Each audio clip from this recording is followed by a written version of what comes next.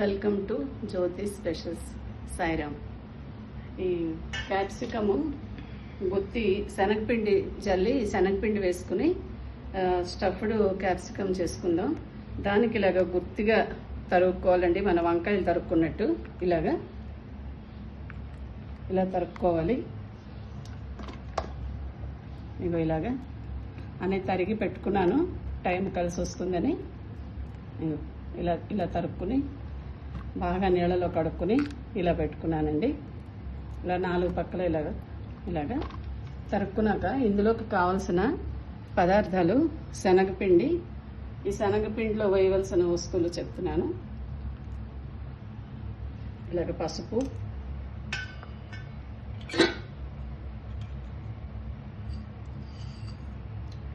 జీలకర్ర,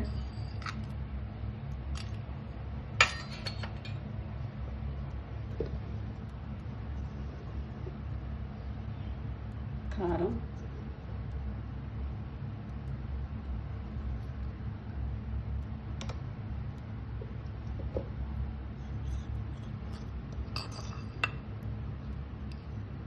దీనికి సరిపడా ఉప్పు,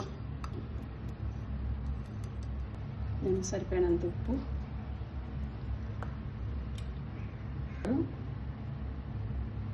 ఎక్కువ వద్దు, కొంచెం కొంచెలు నూనె వేసుకుందాం, కొంచెం ఇంగు వేసుకుందాం,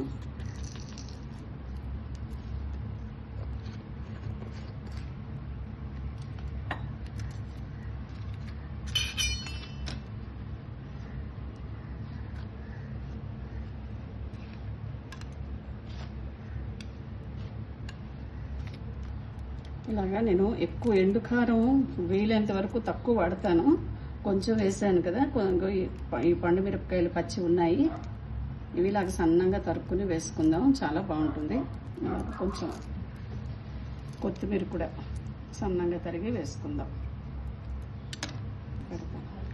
ఇలాగా దీంట్లో తర్వాత ఇలాగ ఉల్లి చెక్కు వేసుకోవాలండి.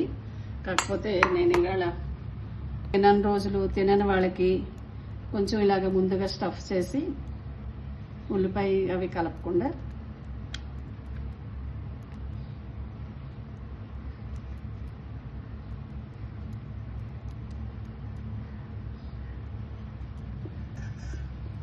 రెండు చాలంటావా నాకు.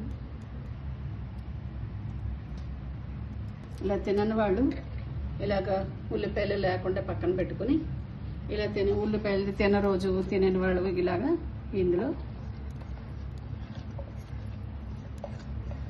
ఇలా కలిపేసుకుని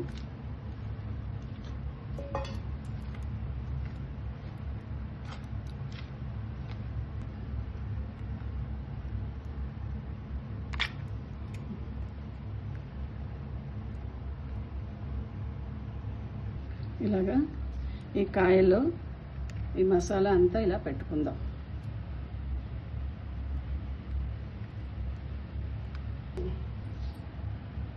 ఇలాగ అన్నీ రెడీ చేసుకున్నాం కదా, ఒక్కొక్కటి ఇలాగ నూనెలో వేసుకుందాం. కాయ మీదకి వచ్చేటట్టుగా వేసుకుందాం. ఈ స్టఫింగ్ అదే బయటికి రాకుండా ఉండడానికి కొంచెం నూనె వేసాను, రాదు. ఒక కాయ నిండుగా ఇలాగ స్టఫ్ చేసుకోవాలి.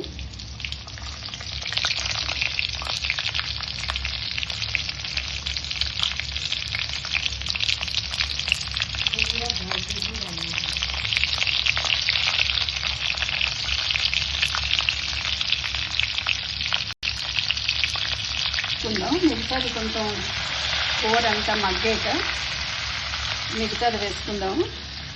ఇది చాలా బాగుంటుంది.